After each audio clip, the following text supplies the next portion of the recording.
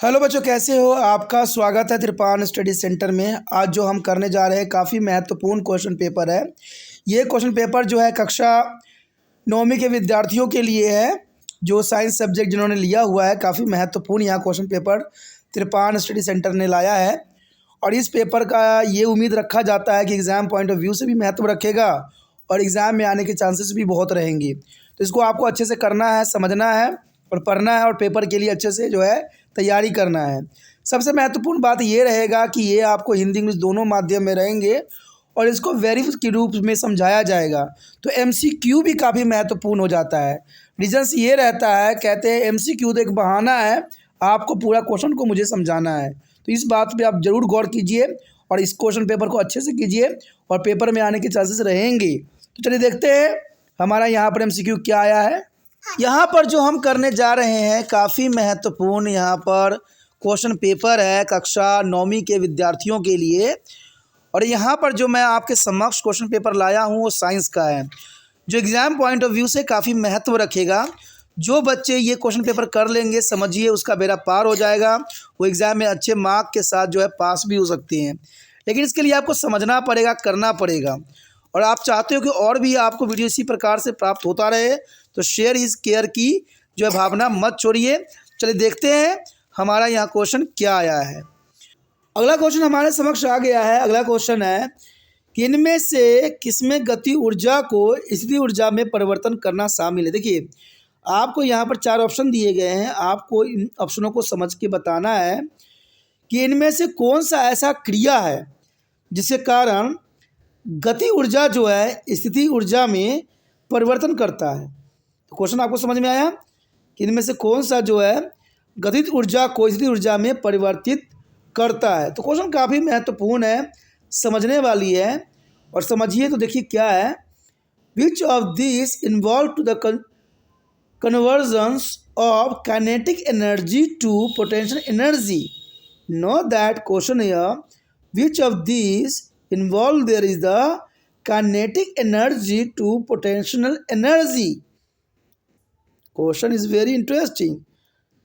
अगर हम ऑप्शनों पर ध्यान दें तो ऑप्शन पहला कहता है कि एक व्यक्ति बोट से पानी के तालाब में गोता लगा रहा है, यानी ऊपर बोट पे खड़ा है और उससे पानी में जो है गोता मार रहा है। तो क्या ये जो है गति ऊर्जा की स्थिति ऊर्जा में परिवर्तन किया? सोचिए। दूसरा है बी, पैराशूट की मदद से हवा में उड़ता एक व्यक्ति। पैराशूट की मदद से जो हवा में उड़ रहा व्यक्ति, क्या उसमें गति ऊर्जा स्थिति ऊर्जा में परिवर्तन हुआ? या सी, पानी की स्लाइड के ऊपर से फिसलता हुआ एक व्यक्ति।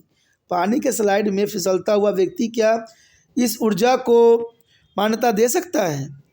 या डी, एक व्यक्ति मोटरसाइकिल से ओवरब्रिज के शीर्ष तक जा रहा है, क्या ये गति ऊर्जा को स्थिति ऊर्जा में परिवर्तन कर रहा है? तो यहाँ क्वेश्चन समझने वाली है कि इनमें से कौन से जो है गति ऊर्जा की स्थिति ऊर्जा में परिवर्तन करता है। देखा जाए, एक व्यक्ति बोट से पानी के तालाब में गोता लगा रहा है। देखिए, इसमें गति ऊर्जा तो स्थिति ऊर्जा और गति ऊर्जा का, देखिए गति ऊर्जा तो है लेकिन स्थिति ऊर्जा इसमें नहीं, क्योंकि गोता लगा रहा है।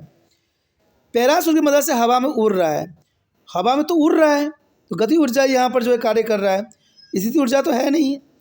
पानी की स्लाइड के ऊपर से फिसलता हुआ एक व्यक्ति, और मान लीजिए कोई फिसल रहा है तो वहाँ पर तो है लेकिन स्थिति ऊर्जा कहाँ है? तो गतिज ऊर्जा में है। एक व्यक्ति मोटरसाइकिल से ओवरब्रिज के शीर्ष तक जा रहा है। देखिए, ओवरब्रिज में अगर क्रॉस करता है कोई व्यक्ति तो उसमें गतिज ऊर्जा और स्थिति ऊर्जा का दोनों का कॉम्बिनेशन बनता है। कारण क्या बनता है कि मोटर बाइक चलाने वाला व्यक्ति में गति ऊर्जा के कारण गतिज ऊर्जा होती है। जो मोटर बाइक चलाने वाला व्यक्ति में गति के कारण, गति जो कर रहा है व्यक्ति, तो उसमें गति ऊर्जा होती है जो ओवरब्रिज के शीर्ष पर पहुंचाने के बाद स्थिति ऊर्जा में परिवर्तन हो जाता है। लेकिन जैसे ही ओवरब्रिज के शीर्ष पर जाएगा वहां पर स्थिति ऊर्जा में परिवर्तन कर देगा। तो इसका मतलब आपका ऑप्शन डी सही जाएगा। तो ऑप्शन डी आपका सही है। चलिए देखते हैं अगला क्वेश्चन क्या है। अगला क्वेश्चन आपकी स्क्रीन पर आ गया है। अगला क्वेश्चन है कि इनमें से किस पोषक तत्व की पौधों की बड़ी मात्रा में आवश्यकता होती है। देखिए, क्वेश्चन यहाँ पर बहुत ही क्लियर है, समझ वाली है कि यहाँ पर जो है 4 तरह के जो है तत्व दिए गए हैं। आपको ये बताना है कि इनमें से किस पोषक तत्व की पौधों को बड़ी मात्रा में आवश्यकता होती है। देखिए, जिन बच्चों ने लास्ट चैप्टर पढ़ा होगा उनको पता होगा, क्योंकि वहाँ पर वृत्त पोषक और जो है लघु पोषक के बारे में हमने पढ़ा था और वो काफ़ी महत्वपूर्ण बात थी। अगर वहाँ पर अगर आपने पढ़ा होगा तो उसको नॉलेज आपको ज़रूर होगा कि पौधों को अधिक मात्रा में किसकी आवश्यकता होती है। द क्वेश्चन है which of the nutrient is required by plants in large quantity. Which of this nutrient is required by the plants in a large quantity. You know that option here: A लोहा, B zinc, C potassium, D manganese. Question काफ़ी महत्वपूर्ण है। देखा जाए तो अधिक मात्रा की बात कर रहा है यहाँ पर। देखिए, लोह पदार्थ जो है पौधों को बहुत ही कम मात्रा में आवश्यकता होती है, क्योंकि वित्त पोषक में ही आता है, यानी सूक्ष्म पोषक में ही आता है। ठीक है, लोहा जो है सूक्ष्म पोषक में आता है, जिंक भी जो है सूक्ष्म पोषक में आता है और मैग्नीज भी सूक्ष्म पोषक में आता है। लेकिन यहाँ देखा जाए तो पोटाशियम जो है वित्त पोषक में आता है, और वित्त पोषक का मतलब होता है जिसको अधिक मात्रा में पौधों की आवश्यकता होती है, तो इसका मतलब पोटाशियम होगा। पोटाशियम जो पौधों में अधिक मात्रा में आवश्यकता होती है, बड़ी मात्रा में दी जाती है। देखा जाए तो पोटाशियम एक मैक्रो न्यूट्रिएंट्स है। देखिए, पोटाशियम एक मैक्रो न्यूट्रिएंट्स है, जिसका अर्थ है पौधों को बड़ी मात्रा में पोटाशियम की आवश्यकता होती है। मैंने कहा था ना कि मैक्रो और मैक्रो न्यूट्रिएंट दो तरह के न्यूट्रिएंट हैं, और इसका टेबल भी जो है एनसीईआरटी बुक में बना हुआ है, क्योंकि इसके अंतर्गत एग्जाम में क्वेश्चन जरूर आता है। इसलिए त्रिपाण सेंटर ने आपके समक्ष यहाँ क्वेश्चन ये रखा है, तो ये महत्वपूर्ण भी यहाँ पर बन जाता है। तो आपको याद रखना है कि जो पोटाशियम जो है अधिक मात्रा में पौधों में दी जाने वाले पोषक तत्व है, तो ऑप्शन जो है सी आपका यहाँ सही है। चलिए देखते हैं अगला क्वेश्चन क्या है। अगला क्वेश्चन आपके स्क्रीन पे आ गया है। ये आपका जो है रीजनिंग के अंतर्गत है, बहुत काफ़ी महत्वपूर्ण है। एग्ज़ाम में जो है 4 क्वेश्चन रीजनिंग की आते ही आते हैं, तो वो आपको करना है अच्छे से। ठीक है, रीजनिंग का रीजन्स पूछे ही जाएंगे। तो यहाँ पर हमारे समक्ष भी ऐसे क्वेश्चन आए हैं। इसमें पहला क्वेश्चन यही बोलता है, अगर हम एक्सेलरेशन की बात करें, अभी कथन की बात करें, तो कथन ये कहता है किसी वस्तु का द्रव्यमान हमेशा शून्य होता है। देखिए, किसी वस्तु का द्रव्यमान हमेशा शून्य होता है। क्या किसी वस्तु का द्रव्यमान हमेशा शून्य हो सकता है? यहाँ पर कारण ये बताया जा रहा है कि किसी वस्तु का द्रव्यमान उसकी ऊर्जा और शरीर में जड़त्व नहीं। देखिए, ये किसी वस्तु का द्रव्यमान उसकी जड़त्वता और शरीर में मौजूद पदार्थ की माप होती है। तो यहाँ पर ये किस बात की तरफ इशारा कर रहा है? देखिए, समझना यहाँ क्वेश्चन को बहुत ज़रूरी है, कि यही चीज़ इम्पोर्टेंट होता है। The marks on object away zero, the mass of on object is away zero, the accelerations and reasons here, the marks on object is the measuring of its इनिशिया and the substance containing by the body. You know that question is very interesting. तो option 3 types here. पहला option आपको हमेशा यही बताएगा कि दोनों ए और आर जो है सत्य हैं, और आर जो है ए का सही स्पष्टीकरण है। हमेशा ऑप्शन यही रहता है, ऑप्शन की कोई दो राय नहीं है। बी कह रहा है दोनों ए और आर जो है सत्य है, आर जो ए का सही स्पष्टीकरण नहीं कर रहा है। सी कह रहा है ए सच है लेकिन जो है आर गलत है। डी कह रहा है ए गलत है लेकिन आर जो है सही है। तो यहाँ पर आपको यहाँ क्वेश्चन को समझना है। देखिए, किसी वस्तु का द्रव्यमान हमेशा शून्य होता है, तो आपको मैं एक बात बता दूं, किसी वस्तु का द्रव्यमान कभी भी शून्य नहीं हो सकता है, क्योंकि किसी वस्तु का द्रव्यमान उसकी जड़त्वता और शरीर में मौजूद पदार्थ की माप होती है। समझ में आया बात? किसी भी वस्तु का द्रव्यमान कभी भी शून्य नहीं होता है। इसका मतलब हमारा ए जो है अभी कथन वो गलत चला गया। तो देखिए, किसमें ए गलत है? ए में भी नहीं है, बी में भी नहीं है, सी में भी नहीं है, तो डी में है। डायरेक्टली आंसर जो है डी आ जाएगा। और आपको दूसरी बात पता होना चाहिए कि हमारा कभी भी जो है द्रव्यमान शून्य नहीं होता है, लेकिन एक बात महत्वपूर्ण होता है कि किसी वस्तु का द्रव्यमान उसकी जड़त्वता और शरीर में मौजूद पदार्थ की माप होती है। तो इसका मतलब आर सही है। तो आप ऑप्शन डी के साथ जा सकते हो।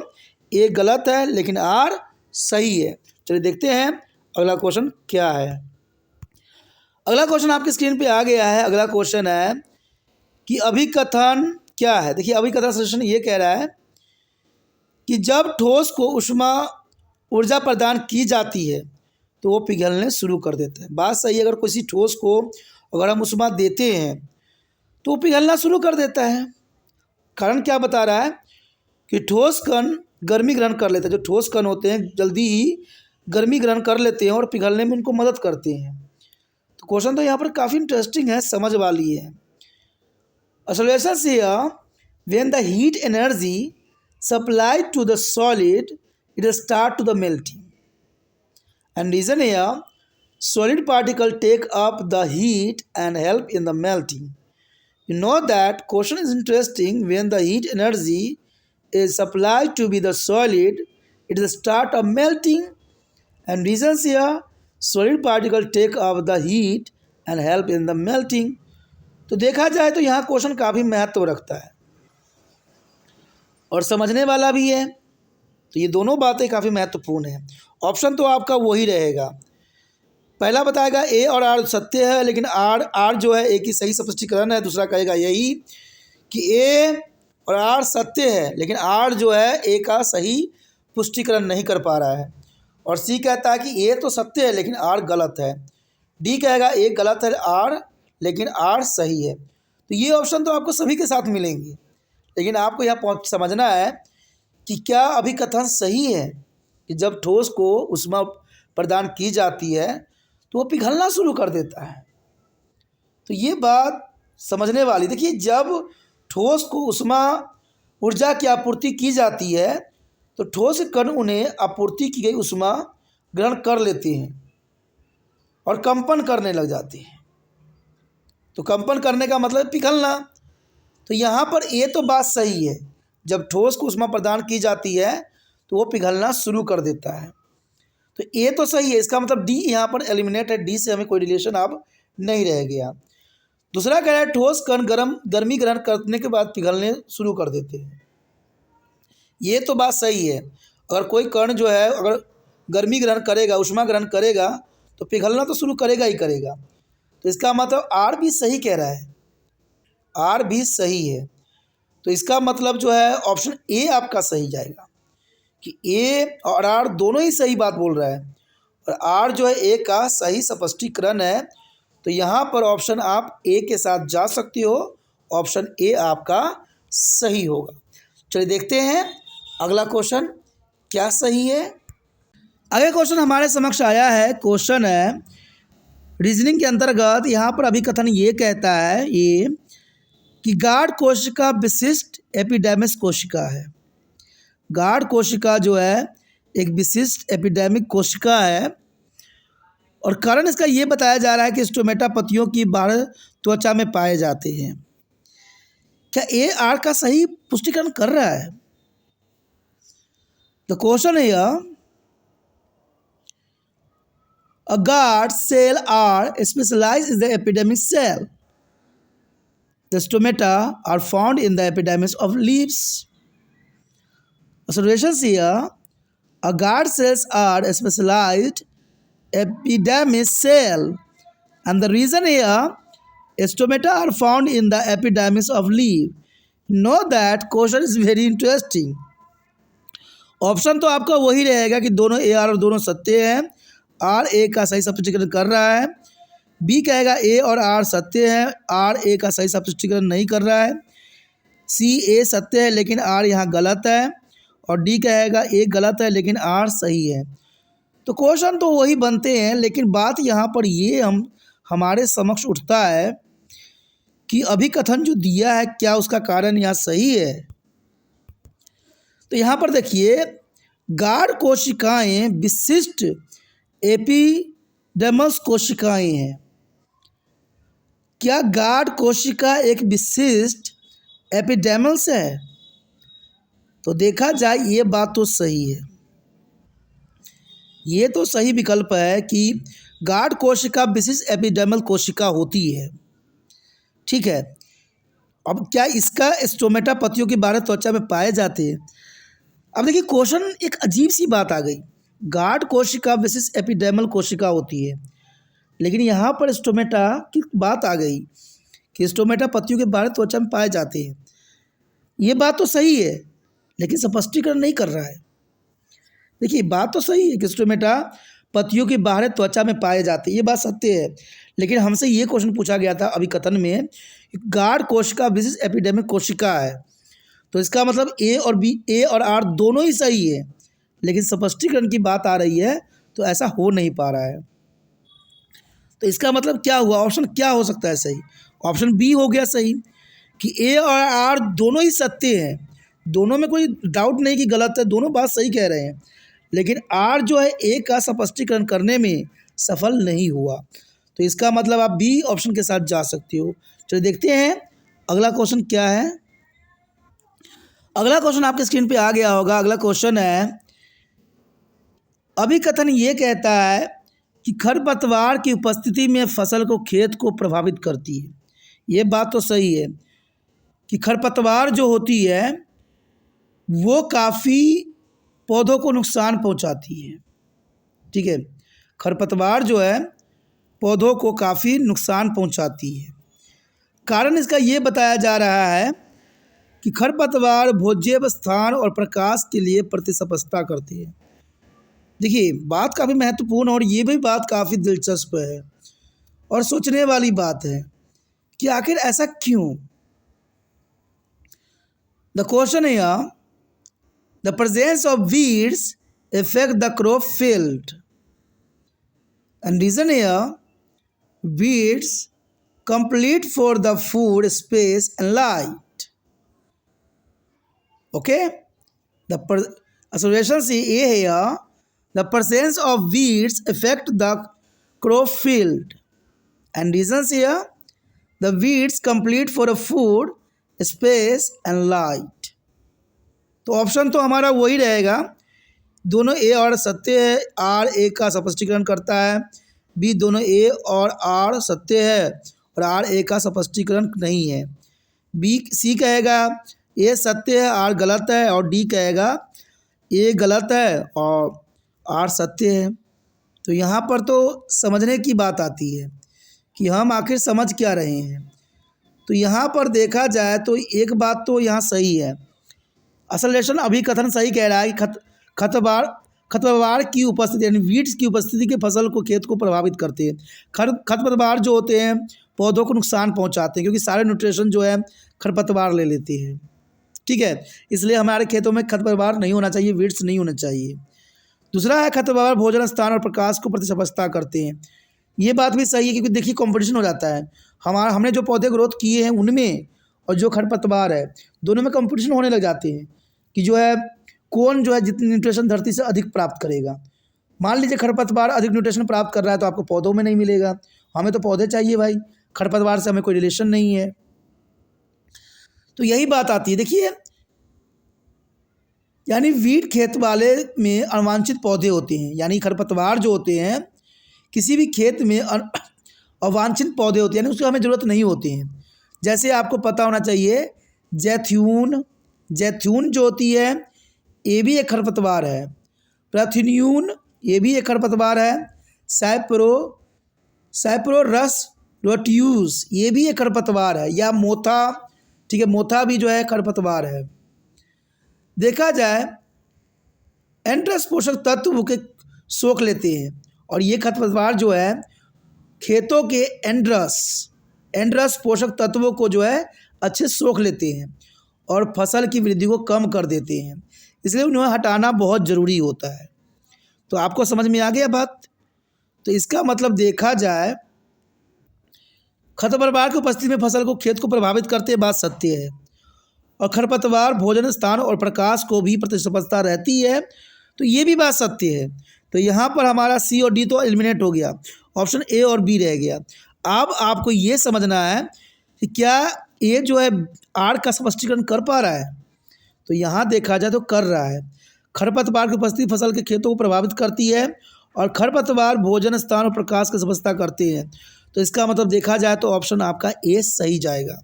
आप ऑप्शन ए के साथ जा सकते हो, ए ऑप्शन आपका सही गया, तो ए आपका सही है। दोस्तों इसी के साथ हमारा ये टॉपिक ख़त्म हो जाता है, जो काफ़ी महत्वपूर्ण था एग्ज़ाम पॉइंट ऑफ व्यू से। इन सारे क्वेश्चन को आपको समझना है, करना है और अपने कॉपी पे नोट करना है जब तक आपका एग्ज़ाम नहीं हो जाता, और इसको बार बार देखना है, समझना है, पढ़ना है, क्योंकि ये एग्ज़ाम में क्वेश्चन इंपॉर्टेंट है और तिरपान स्टडी सेंटर हमेशा इंपॉर्टेंट चीज़ को ही आपके समक्ष रखता है, और ये एग्ज़ाम पॉइंट ऑफ व्यू से भी इंपॉर्टेंट रहता है। ठीक है, लेकिन आपका भी एक कर्तव्य है कि जितना हो सके इस वीडियो को शेयर कीजिए, क्योंकि अगर आप शेयर कीजिएगा तो दूसरे बच्चों का केयर होगा, और ये आपके मन से जाना नहीं चाहिए। ठीक है, क्योंकि शेयर ही केयर है, और शेयर करने के लिए आपको प्रचार करने की आवश्यकता नहीं है। आपको सिर्फ क्या करना है, यूट्यूब से लिंक को कॉपी करना है और व्हाट्सएप स्टेटस पे लगा देना है। और लिंक को कॉपी कहाँ से करना है, जहाँ पर आप वीडियो ये देख रहे हो वहाँ पर शेयर भी लिखा होगा, देखिए शेयर लिखा हुआ है, उसको दबाइए, डायरेक्ट आपको ऑप्शन आ जाएगा कि आपने कहाँ पर इसको डालना है। तो व्हाट्सएप स्टेटस पर जाके इसको डाल दीजिए। जो बच्चे आपके कॉन्टैक्ट में होंगे वो देखेंगे, जिनको अच्छा लगेगा वो आगे बढ़ जाएंगे इस चैनल के साथ, जिनको नहीं बढ़ना है वो लीव कर जाएंगे। इसमें कोई प्रॉब्लम नहीं है, क्योंकि जो चीज़ समझ में अच्छा लगे उसको रख लेने में ही भलाई होती है। ठीक है, तो ये कार्य जरूर कीजिए, शेयर जरूर कीजिए, इससे दूसरे बच्चों का केयर होगा। पहली बार मेरे चैनल पे आए हो, पहली बार वीडियो देख रहे हो, समझ में आ रहा है, अच्छा लग रहा है और चाहते हो कि और भी वीडियो आपको इसी प्रकार प्राप्त होता रहे, दोस्तों सोचना नहीं है, विचार नहीं करना है, अभी जो है तिरपान चैनल को सब्सक्राइब करके अपने मोबाइल में सेव करना है। कि अगर आप सेव कर लीजिएगा तो यहाँ पर 8th क्लास से लेके MA तक, और साथ में 6-7 क्लास भी बच्चे इसमें इंक्लूड है, तो 6 से लेके आपको MA तक के बच्चों के लिए सारे वीडियो प्लेलिस्ट पे आपको दिख जाएंगे, मिल जाएंगे। तो आप समझ सकते हो कि तिरपान चैनल कितना महत्वपूर्ण चैनल है। तो सोचिए नहीं, विचार ना कीजिए, अभी तिरपान स्टडी सेंटर को सब्सक्राइब करके अपने मोबाइल में सेव कीजिए।